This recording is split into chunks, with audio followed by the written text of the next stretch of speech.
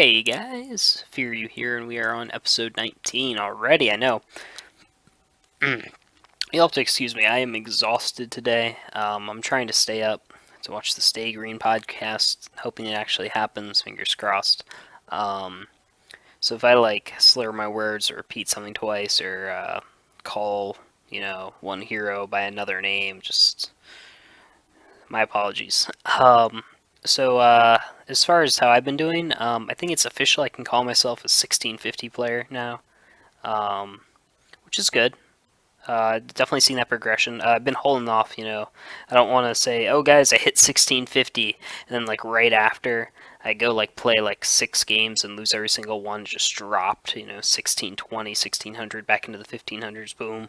Um, I think I'm feeling secure in you know uh, when you play particularly a good way to tell where you're at, assuming you get into a game when you have no smurfs, um, is when you get into that blue or pink position. I guess I don't even know if it's blue or pink anymore because the way they scramble the colors. But when you're the highest MMR, and there's not a substantial difference between the players, but maybe you get into a game and you're 1600, and there's one other player on the enemy team that's 1600, and everyone else is between 1500 and 1550, and no one's a Smurf, assuming.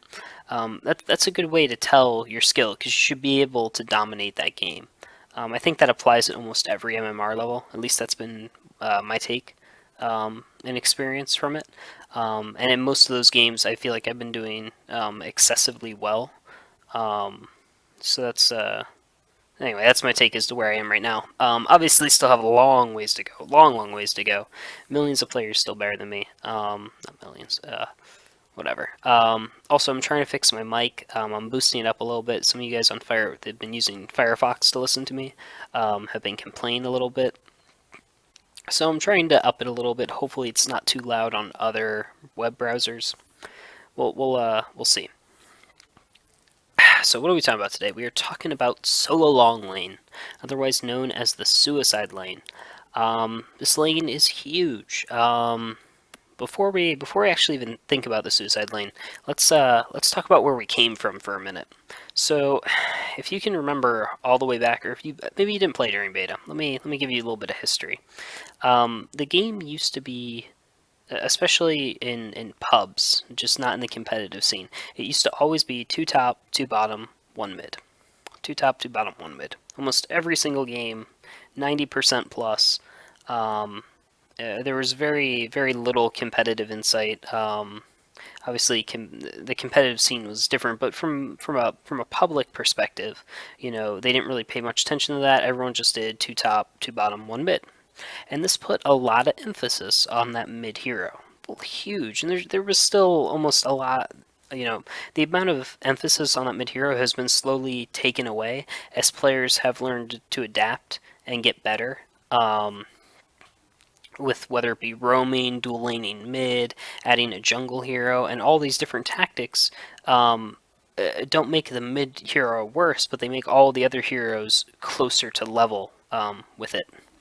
So, so the suicide role, if you're doing it, even moderately well, what'll happen is by being alone in the lane, you'll be able to get hopefully more experience than your opponents in that lane. So, let's just say you're versing 2 people and you're one person.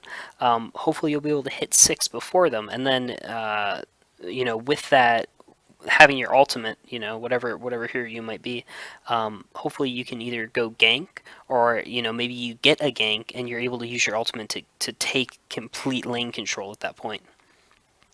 And that's hopefully the advantage that you bring. This also opens up the person that would normally be supporting you is now allowed to either support mid, maybe try lane bottom, maybe they just go into the jungle depending on their hero, maybe they roam, and allow for better dominance of those lanes and getting just better map control in general. And that's kind of the advantages. Now the way different heroes go about handling a suicide lane is completely different. I'm going to just jump you guys straight into game and let you see a couple of different looks. Okay, guys. So here we are in game. I'm gonna be playing Keeper of the Forest for this solo long lane, and like I said before, depending on what hero you are, the way you suicide can be drastically different.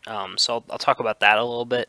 I actually don't like my items here, and I'll discuss that in a little bit as well. This game is also kind of funky. Um, because our Fade DC'd. He was trolling a little bit earlier. Him and like Blue got into a fight. I believe they actually kill him. My team sends him to Kongor, which sucks. I wish I would have seen it so I could have spammed him to safety. But let's just get into it here. So first off, oh, you'll notice I do take extra regen, which is really important. For a suicide lane. Typically, so the big difference here is actually this first wave is actually really important. So I'm gonna pause it for a sec. The You'll notice I have two minor totems. Because I didn't get a ward, I should have sold those two minor totems and put a ward down at the pole. Luckily, they don't go to pull early at all. And depending on what hero you're playing, or if you're playing a tanky hero, so like I kind of like to put the heroes in the categories and as to the way that they should play out. If you're trying to suicide with any type of tanky hero, think Balfagor, Keeper, maybe Cthulhu, or in the competitive scene, a lot of players are liking Lodestone. Um, you can go and get the buckler, but I'm gonna get the guardian ring here, so I can make it into a ring of the teacher when I get enough gold. But you have the option, like you have enough gold to get the items here, and then you could switch out the guardian ring for a iron buckler if you'd prefer. Sometimes your pooled regen. Maybe another hero buys you an extra set of trees, which is really helpful. But let's go ahead and get this on. So the reason I paused it is because this first wave is really important, particularly from the way that a tank will play this. So the first thing I want to note is that depending on what the ranged hero does here, and this is the exact moment of importance, which is why I'm going to pause it. So this lane's Gravekeeper Nighthound. I'm trying to take this lane and pull it all the way to here. I'm sure you've done this as two players. A standard 2v2. And normally the lane stays here for the first, usually like 4 minutes before it starts to bounce around. I want to pull it, and I want to pull it very, very quickly. So if either of these players try to attack me, I'm going to let them, and I'm not going to run away. I'm going to stay in range of these creeps, because what's going to happen is, okay, so Gravekeeper just attacked me, so my creeps right here go to attack him. The imps keep attacking the creeps, and my wave is going to die faster than theirs, and they're going to start pushing this way. If he starts stepping up, like if he steps up to like here and starts stacking me, I'm not going to run away. I'm going to let him attack me so that my creeps start attacking him, and that pushes the lane, essentially. So my creeps stop attacking their creeps and start attacking him, allowing the lane to push, which is really, really important. And that's why you have that extra regen, so you can take those hits. And I'm just gonna deny here. I denied right away. I didn't look.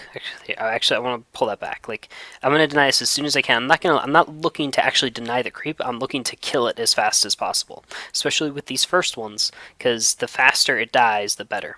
And when I do go for last hits, they're gonna be literally at the last possible health amount.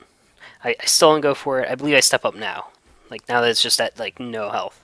Otherwise, I'll let it go to the last second. And when he goes to hit me, that's fine, because I'm just trying to pull this lane. I'm hoping he'll hit me, so like these imps start attacking, or these soldiers start attacking him, so the lane just keeps on pushing, and that's the goal. I'm not too worried about last hits. Obviously, as the lane gets closer to my tower and I'm feeling safer, I'll go in for last hits more. But until then, that's basically what I'm trying to do. and this is how a standard tank will operate in here. Same thing with like Lodestone, um, and a few others. I haven't decided what skill build I like yet. Um, Depending on the heroes, they can alter, particularly with what heroes are in your lane. It's something, to be honest, I need to look into more. Um, but the basics of suicide in here as a tank is pretty simple. Now you'll see, like 2 minutes in already, the lane is pushed all the way to my tower, and I'm pretty safe now to last hit, and none of this is going to get denied. None of these creeps are going to get denied. I'm going to get full experience, which is awesome. And I'm going to try to last hit as much as possible. I'm missing quite a few, um, which is, but I'm doing awesome. Like that was my goal, is to get this experience as fast as possible.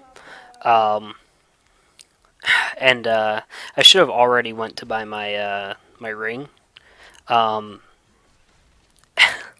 I didn't. Man, had we had a ward, I would have known he was there. But I'll get my ring, and I'm relatively safe for now.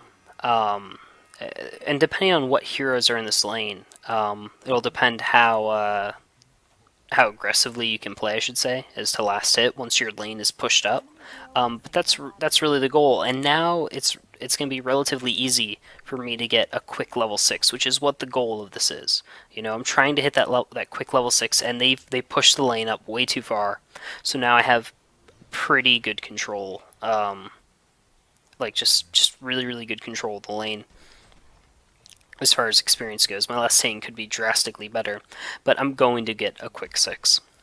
Um, so now, as far as what happens, or I guess I could speed up a little bit, because this is gonna stay pretty balanced. They're never gonna be in a position that they can kill me, and I'm gonna hit level 6, and I have a couple of options, and this is actually really important. When you hit level 6, you can't be inactive. You have to make a decision, and depending on what hero you have, can depend on what you want to do. So in this case, the decision is actually made for me, I believe. Um, yeah, I believe this one's made for me. So I'm going to hit 6 relatively shortly here, and I believe my mid comes to gank, which is the ideal situation. Um, Yeah, he's gonna head top now. I tell him, hey, they're pushed up all the way. I'm about to hit 6. Come gank for me. And he does. He's gonna come now. I hit 6 literally simultaneously. He pops his haste rune. I get my ult, and this should be kills. It's actually not. He should be getting kills here. And he should have probably gone on the Gravekeeper. Nighthound's gonna blink away and actually be safe. But needless to say, and he doesn't die. Nothing actually comes of this. Sadly, he actually lives, and so do they.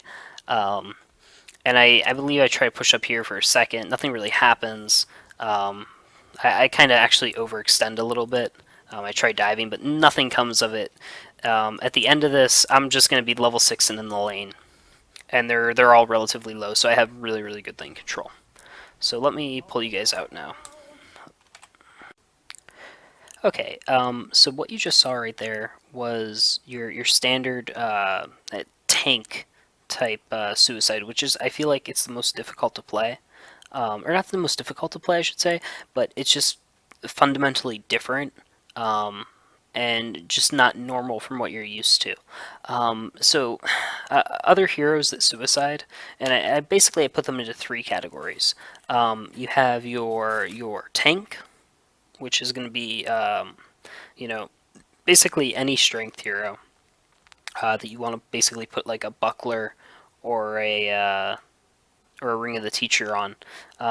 They can basically take a few hits, whether they have whatever form of regen, and can pull the lane back just from when they take those few hits. You saw how the lane pulls. And that's why it's so different, is they actually have to be a little more aggressive to get the lane to pull, and depending on how your opponent plays it, it can become more difficult. Obviously, Lodestone is a very common one lately. And obviously, Keeper of the Forest is a big flavor of the month as far as competitive play goes as well. And then I'm not going to really get into what you should do once you hit 6 because depending on what hero you have, um, what you can do is so different. If you have like Balfagor or Keeper, maybe you want to just push the lane. That's what I end up doing in this one. But maybe you're playing a hero like Bubbles or Hag. Well, when you hit 6, maybe the best thing for you to do is to go roam, make your way to mid, get full control of bottom and middle, and use that level 6 advantage that you have to just secure the map for your team. I put suicide laners into 3 basic categories. You have your strength tank, which is what you just saw, and then you'll have your kind of your escape artist, your heroes that have blink mechanics, um, or disjoints. Think Bubbles, Valkyrie, or Wretched Hag.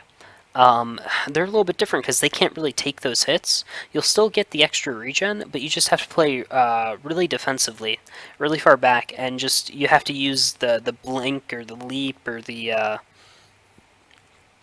take cover really effectively to dodge mechanics, and that can be more fundamentally difficult. Um, just from the standpoint of having to dodge mechanics. Um, but it plays more similar because you're just trying to deny whatever you can and trying to pick off whatever last hits you can while maintaining XP range. And that XP is actually the most important thing. I can't stress that enough.